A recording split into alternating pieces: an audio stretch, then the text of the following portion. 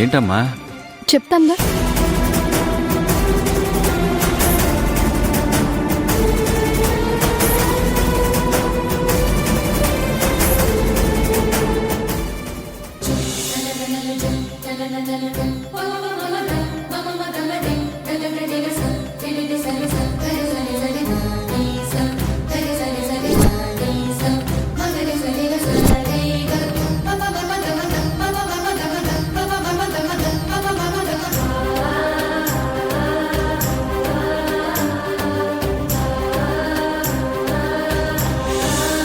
ఏంటోనమ్మా, కోట్ల మహారాణిలా ఉండాల్సిన దానివి ఇలా చిన్న గూడు కట్టుకుని ఒంటరిగా బ్రతకాల్సి వస్తుంది. మావయ్య, దయచేసి ఇంకా ఆ విషయం గురించి వదిలేయండి ప్లీజ్.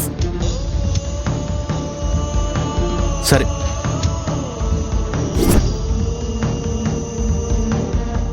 చూసావా ఐరేంద్రి దీని తెలివితేటలు? పాత వస్తువులతోనే ఒక పక్కా ఇల్లు కట్టుకుంది. ఇబ్బందులు పడకుండా ఉండడానికి ఒక అందమైన బొమ్మరిల్లు తయారు చేసుకుంది. దీని చావు తెలివితేటల గురించి మనకు తెలిసిందే కదా.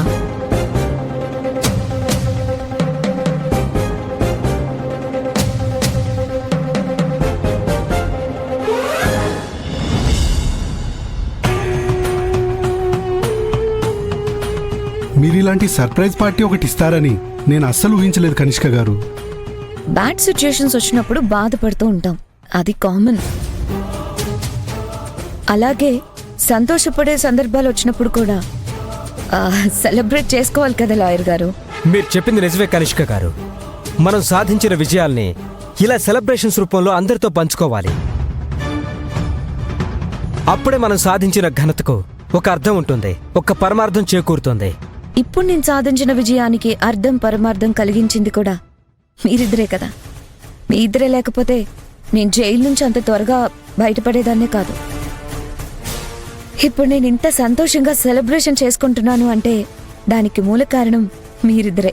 ఓ పోనీలేండి మేడం, ఆ క్రెడిట్ మాకు ఇచ్చినందుకు చాలా సంతోషంగా ఉంది. Hi Kanishka. Hi Kanishka. Hi హరేంద్రి.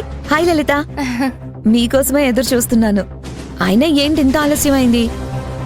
ఇప్పుడు మేం కోటేశ్వరులం కాదు కదా, కార్లు వేసుకుని రావడానికి ఆటోలు మెట్రోలు పట్టుకుని వచ్చేసరికి ఇదిగో ఈ టైం అయింది. ఏంటి లలిత, మీ ఆస్తి అంతా నేనే లాక్కున్నానని నాకే చురుకేస్తున్నావా ఏంటి? చెంబుడు నీళ్లు చల్లినంత మాత్రాన ఎకరం పొలం ఏపుగా కాస్తుందా అన్నట్టు 4 చురుకలేసినంత మాత్రాన నీకు పోయేదేంటి, నాకు వచ్చేదేంటి? మేడం, మీ ఫ్రెండ్స్ వచ్చారుగా, కాసేపు మాట్లాడుతూ ఉండండి. మేము అలా వెళ్ళి ఎంజాయ్ చేస్తాం. Okay, you carry on. Okay, రండి సార్. కనిష్క, నువ్వు చల్లగా జైలు నుంచి రిలీజ్ అవ్వటం అభి చెంప మీద చెల్లుమని కొట్టినట్టయింది తెలుసా? తెలుసు తెలుసు, ఎంతో కష్టపడి నన్ను జైల్లో పెట్టించింది కదా. నేను రిలీజ్ అయిపోయేసరికి పడిన కష్టం అంతా బూడిదలో పోసిన పన్నీర్ అయిందని తెగ ఏడుస్తున్నట్టుంది కదా. ఆవిడ గారేదో పెద్ద సూపర్ ఉమెన్ అయినట్టు ప్రతి సమస్యలోకి కాలు వేలు పెడుతుంది. ఆఖరికి ఇదిగో ఇలా కాల్చుకుంటుంది. బాగా చెప్పావు లలిత. ఏదేమైనా అభి చేసిన పనికి అద్దరిపోయేలా కౌంటర్ ఇచ్చి జైలు నుంచి విడుదలయ్యావు.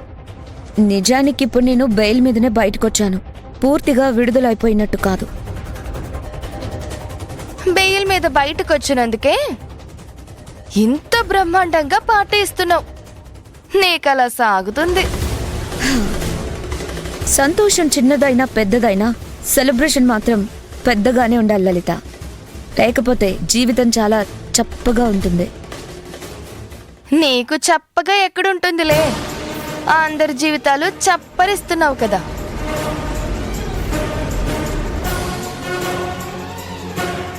లలిత, మాటి మాటికి అలా నిష్ఠూరానికి పోతావెందుకు? అప్పుడప్పుడు మీకు కావలసిన డబ్బులు మీకు ఇస్తున్నాను కదా. మా వదిన మాటలకేం కాని ముందు విషయం చెప్పు. ఇప్పుడు నువ్వు శాశ్వతంగా జైలు నుంచి బయటపడే మార్గమే లేదా? ఉంది, కానీ దానికి మీ ఇద్దరి సహాయం కావాలి. మెరుపొచ్చిందంటే చినుకొస్తుంది అన్నట్టు నువ్వు పార్టీ ఇస్తాను అన్నప్పుడే అనుకున్నా. ఆ పిలుపు వెనుక ఎలాంటి ప్రణాళిక ఏదో ఉంటుందని. నువ్వు చాలా తెలివైన దానివి లలిత. ఇంతకీ ఏం సహాయం కావాలి? చెప్తానుండండి.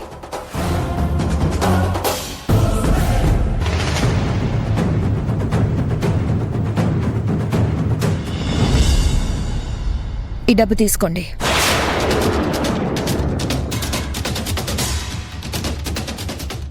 నాకు అవసరం లేదు.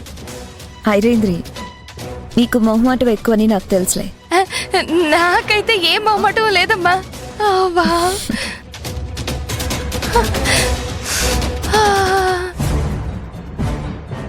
నాకెప్పటికప్పుడు సహాయం చేస్తున్నారు, సపోర్టుగా నిలబడుతున్నారు.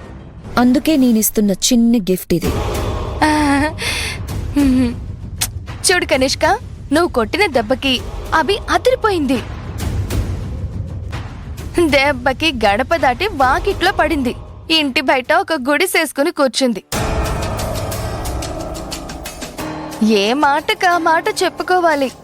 అభికి మాత్రం జీవితంలో గుర్తు పెట్టుకునే దెబ్బ కొట్టావు. అప్పుడే ఏమైంది? ఆ గుడిసె కూడా పీకేసి ఏదో ఒక రోజు అభి రోడ్డున పడాలి. అప్పుడే కదా నాకు మనశ్శాంతి. అదంతా సరే కానీ ఇంతకీ జైలు నుంచి నువ్వెలా బయటపడ్డావు? అదంతా ఓ పెద్ద సీక్రెట్. సమయం వచ్చినప్పుడు చెప్తానులే. నేను మాత్రం పర్మనెంట్గా బయటికి రావాలంటే నీ సహాయం మాత్రం కావాలి. ఏంటది?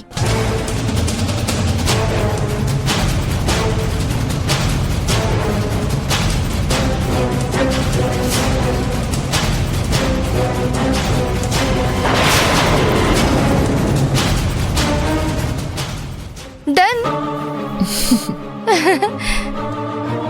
నువ్వన్నట్టే జరుగుతుందిలే.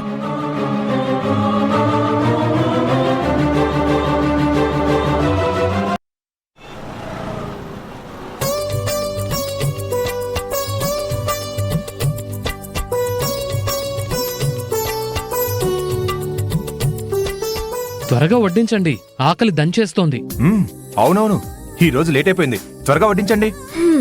మన స్థాయి మారిపోగానే ఆకలి విలువ కూడా అందరికీ బాగానే తెలిసొచ్చినట్టుందే.